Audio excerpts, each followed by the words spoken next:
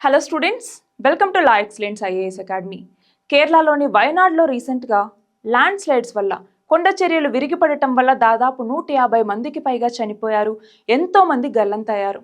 మరి ఈ నేపథ్యంలో ఇక్కడ సడన్గా ల్యాండ్ స్లైడ్స్ రావడానికి గల రీజన్స్ ఏంటి అనేసి ఇవాళ మనం తెలుసుకుందాం. సో ఒకసారి పిక్చర్ చూస్తే కనుక ల్యాండ్ స్లైడ్స్ రాకముందు వచ్చిన తర్వాత ఎంత చేంజ్ అన్నటువంటిది కనపడుతోందని మనం తెలుసుకోవచ్చు. సో మేజర్ రీజన్స్ ఏంటి? రీజన్స్ తెలుసుకునే దానికన్నా ముందు మనకి కొన్ని వివరాలు, స్టాటిస్టిక్స్ అన్నటువంటివి తెలుసుకోవాలి. అవి ఏంటి అంటే, ఒకటి ఇప్పుడు మాట్లాడుతున్నటువంటిది మనం వయనాడ్ జిల్లాకి సంబంధించి. సో వయనాడ్ జిల్లా అన్నటువంటిది ఏ రాష్ట్రంలో ఉంది? కేరళలో ఉంది. అయితే మొత్తం మన భారతదేశంలోనే ల్యాండ్ స్లైడ్స్కి సంబంధించి, అంటే కొండ చర్యలు విరిగిపడటానికి సంబంధించి ల్యాండ్ స్లైడ్స్ ప్రోన్ డిస్ట్రిక్ట్స్ అనేసి ఉంటాయన్నమాట. సో ఎక్కువగా ఏ డిస్ట్రిక్ట్స్లో ల్యాండ్ స్లైడ్స్ అన్నటువంటివి వస్తాయి అన్నట్టుగా. అలా ల్యాండ్ స్లైడ్ ప్రోన్ డిస్ట్రిక్ట్స్లో వయనాడ్ అన్నటువంటిది 13th ప్లేస్లో ఉంది, 13వ ప్లేస్ మన భారతదేశంలోనే. అంతేకాదు రీసెంట్గా ఇస్రో అలాగే నేషనల్ రిమోట్ సెన్సింగ్ సెంటర్, ఇవి రెండు కలిసి 2023లో ల్యాండ్ స్లైడ్ అట్లాస్ అన్నటువంటి ప్రిపేర్ చేశాయి. ఏంటి? Land slide atlas. ఈ ల్యాండ్ స్లైడ్ అట్లాస్లో మన మొత్తం భారతదేశంలోనే ల్యాండ్ స్లైడ్ ఎక్కువగా సంభవిస్తున్నటువంటి 30 డిస్ట్రిక్ట్స్ని కనుక తీసుకుంటే, 30 డిస్ట్రిక్ట్స్ని తీసుకుంటే అందులో ఒక్క కేరళ రాష్ట్రంలోనే 10 డిస్ట్రిక్ట్స్ ఉన్నాయన్నమాట. అంటే కేరళ అన్నటువంటిది ఎంత ల్యాండ్ స్లైడ్ ప్రోన్ ఏరియా అన్నటువంటిది దీని ద్వారా మనకు అర్థమవుతుంది. అంతేకాదు 2015వ సంవత్సరం నుంచి 2022 వరకు ల్యాండ్ స్లైడ్స్ ఎక్కువగా ఏ రాష్ట్రాల్లో సంభవిస్తూ ఉన్నాయి అన్నట్టుగా మినిస్ట్రీ ఆఫ్ ఎర్త్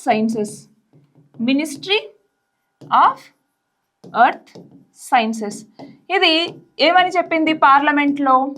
మొత్తం మన భారతదేశంలో ఏవైతే ల్యాండ్ స్లైడ్స్ వస్తూ ఉన్నాయో అందులో ఒక్క కేరళ రాష్ట్రంలోనే 59.2% ల్యాండ్ స్లైడ్స్ అన్నటువంటివి సంభవిస్తూ ఉన్నాయి అన్నట్టుగా చెప్పడం జరిగింది. అంతేకాదు కేరళకి సంబంధించి మొత్తం విస్తీర్ణం ఏదైతే ఉంటుందో అందులో 4.75% land slide hazardous prone area, land slide hazard prone area అన్నట్టుగా చెప్పటం జరిగిందనమాట. సో ఇక్కడ గమనించాలి, మరి ఇంత వల్నరబుల్ ఏరియా అన్నటువంటిది కేరళ. మరి ఇప్పుడు మేజర్గా ఈ ల్యాండ్ స్లైడ్స్ రావటానికి గల రీజన్స్ ఏంటి అనేసి కనుక మనం చూస్తే, ఒకటి వచ్చేసరికి క్లైమేట్ చేంజ్, వాతావరణ మార్పులు. క్లైమేట్ చేంజ్ అన్నటువంటిది ర్యాపిడ్గా సంభవిస్తూనే ఉంది, అవునా? నార్మల్గా ఏంటి, గ్రీన్ హౌస్ గ్యాస్ ఏవైతే ఎమిషన్ ఎక్కువగా జరుగుతుంటుందో దానివల్ల గ్లోబల్ వార్మింగ్ వస్తుంది, గ్లోబల్ వార్మింగ్ వల్ల క్లైమేట్ చేంజ్ అన్నటువంటిది వస్తుంది. సో క్లైమేట్ చేంజ్ అన్నటువంటిది పెరుగుతూ ఉండటం వల్ల ఏమైంది, అరేబియన్ సీలో సీ సర్ఫేస్ టెంపరేచర్స్ అన్నటువంటివి పెరుగుతూ ఉన్నాయి, సర్ఫేస్ టెంపరేచర్స్ పెరుగుతూ ఉన్నాయి. సో మనకి ఎప్పుడైనా వాటర్ మీద టెంపరేచర్ పెరిగింది అంటే అక్కడ ఏమవుతుంది, లో ప్రెషర్ అన్నటువంటిది ఏర్పడుతుంది, అల్పపీడనం. సో లో ప్రెషర్ అన్నటువంటిది ఏర్పడుతుంది. సో లో ప్రెషర్ ఏర్పడితే ఏమవుతుంది, అక్కడ క్లౌడ్ ఫార్మేషన్ అన్నటువంటిది జరుగుతుంది.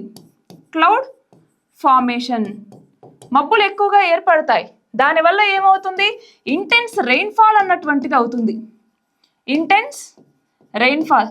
సో ఎక్కువగా వర్షపాతం అన్నటువంటిది పడుతూ ఉన్నప్పుడు ఏంటి, నార్మల్గా ఒక ల్యాండ్ అన్నటువంటి తడిగా ఉన్నప్పుడు ఇంకా అది ఎక్కువగా తడిగా అయిపోయి ఇంకా ఎక్కువ వర్షపాతం వస్తే ఒక్కసారి ఏమవుతుంది, అక్కడ ఉన్నటువంటి రాళ్ళు ఇవన్నీ కూడా కిందకి పడిపోతాయి. సో సింపుల్గా ల్యాండ్ స్లైడ్ అన్నటువంటిది ఇలా జరగటానికి one of the major reason ఇది కూడా అనేసి మనం చెప్పచ్చు. సో దానివల్ల కూడా ల్యాండ్ స్లైడ్స్ అన్నటువంటివి జరుగుతూ ఉన్నాయి. మనకి నార్మల్గా ల్యాండ్ స్లైడ్స్ అని చెప్పుకుంటే మనం రీజన్స్ని 2 రకాలుగా కేటగరైజ్ చేస్తాం. న్యాచురల్ అనేసి, ఆంథ్రోపోజెనిక్ లేదా మ్యాన్ మేడ్ రీజన్స్ అనేసి 2 రకాలుగా కేటగరైజ్ చేసుకొని చేస్తాం.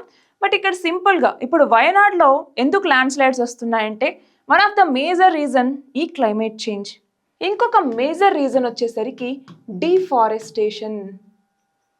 డిఫారెస్టేషన్ అన్నటువంటిది ఇంకొక మేజర్ రీజన్. ఇక్కడ అక్కడ ఉన్నటువంటి ఫారెస్ట్ ల్యాండ్స్ని కొట్టివేస్తూ ఉన్నారు. ఫర్ ఎగ్జాంపుల్ మనం చూస్తే 1950వ సంవత్సరం నుంచి 2018వ సంవత్సరం వరకు క్యాలిక్యులేట్ చేసినప్పుడు వయనాడ్లో తన టోటల్ అటవీ విస్తీర్ణాన్ని 62% కోల్పోయింది.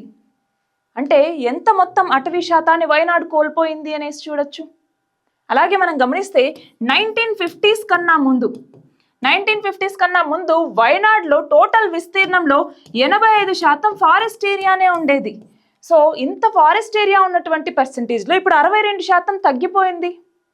మరి ఫారెస్ట్ ల్యాండ్స్ తక్కువ అవుతూ ఉన్నాయి, అర్బనైజేషన్ అన్నటువంటిది పెరుగుతోంది, అలాగే డెవలప్మెంటల్ యాక్టివిటీస్ అన్నటువంటివి పెరుగుతూ ఉన్నాయి.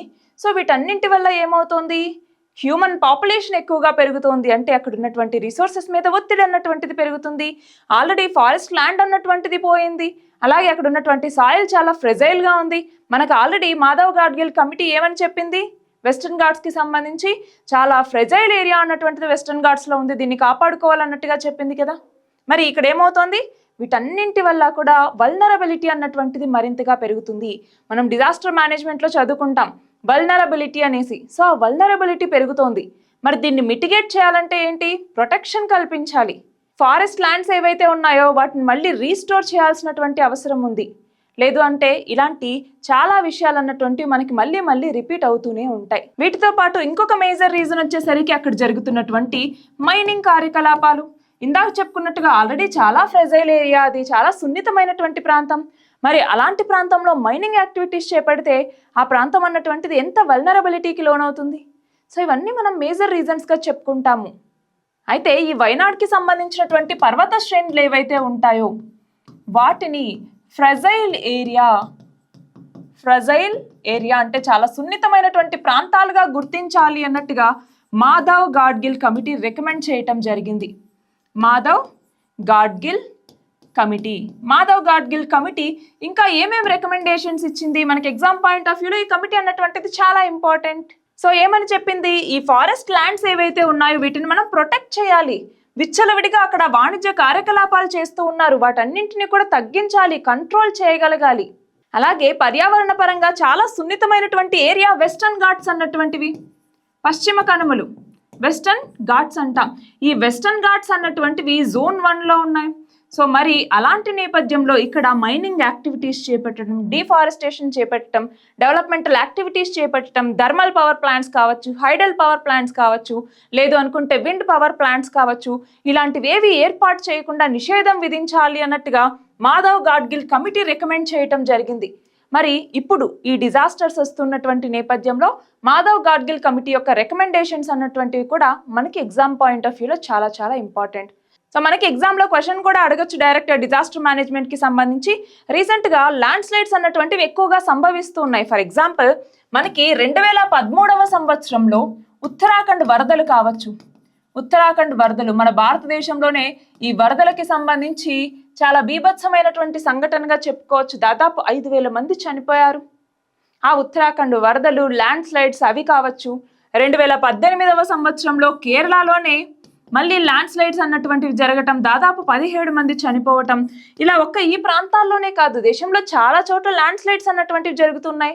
సో కొండ చర్యలు విరిగిపడడానికి గల మేజర్ కారణాలు ఏంటి, రీసెంట్ టైమ్స్లో ఇవి మరింత ఎక్కువగా పెరుగుతున్నాయి కదా, దానికి రీజన్స్ ఏంటనేసి విశ్లేషించండి అన్నట్టుగా అడిగితే మనం రాయగలిగేలా ఉండాలి.